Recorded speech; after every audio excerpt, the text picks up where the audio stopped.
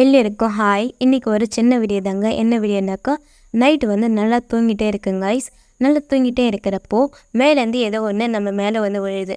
அதான் என்னென்னு பார்க்குறப்போ பயமாக இருக்குது அப்படின்னு சொல்லிட்டு லைட் போடலான்னு பார்த்தாக்கா, லைட் போடலான்னு போடுறப்போ ஒரு உருவம் மாதிரி வருது. அது என்னன்னு பார்த்தாக்கா என்னோடய தம்பி தாங்க, வேறு எதுவுமே கிடையாது. தம்பியா அப்படின்னு சொல்லிட்டு லைட் போட்டு என்ன இப்படி வரேன்னு சொன்னேன். சும்மா தாங்க ஏதோ சவுண்டு கேட்டது இல்லையா, அதனால் அப்படின்னு சொன்னான். லைட்டை போட்டு என்னதான்னு பார்த்தாக்கா ஒரு சின்ன அணில் குட்டி, ரொம்ப ரொம்ப சின்ன குட்டி. அதுவும் இல்லாமல் ஒரு வாரம் தான் ஆயிருக்கும் குட்டி போட்டு. ரொம்பவே சூப்பராக இருக்குது. ஆனால் தம்பி பார்த்தீங்கன்னா வந்து வீடியோ எடுக்கக்கூடாது அப்படின்னு சொன்னாங்க.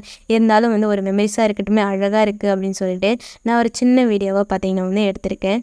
அதுவும் இல்லாமல் இந்த வீடியோ பிடிச்சிருந்தா மறக்காமல் லைக் பண்ணுங்கள், உங்கள் ஃப்ரெண்ட்ஸ் அண்ட் ஃபேமிலிக்கு ஷேர் பண்ணுங்கள்.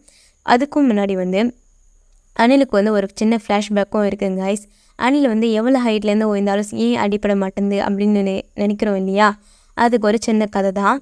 அதாவது வந்து ஒரு நாள் வந்து சிவபெருமானும் பார்வதி தேவியும் வந்து பூலோகத்தை பார்க்கறதுக்காக வராங்க.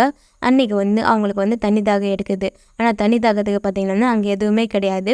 அங்கே ஒரு மரமேறி இருக்காங்க, கல் இறக்கிட்டு இருப்பார். அந்த கல் மட்டும்தான் இருக்குது. சரி எங்களுக்கு வந்து தண்ணி தாகம் எடுக்குது அப்படி வந்து அந்த மரமேறிக்கிட்ட போயிட்டு வந்து கேட்பாங்க. அதுக்கு அந்த மரமேறி வந்து என்ன சொல்லுவாங்க, என்கிட்ட தண்ணி கிடையாது, ஆனால் என்கிட்ட வந்து கல் இருக்குது, இந்தாங்க குடிங்க அப்படின்னு சொல்லிட்டு வந்து அந்த மரமேறி பார்த்திங்கன்னா வந்து அவங்க 2 பேருக்கும் கல் கொடுப்பாங்க, சிவபெருமானுக்கும் பார்வதி தேவிக்கும்.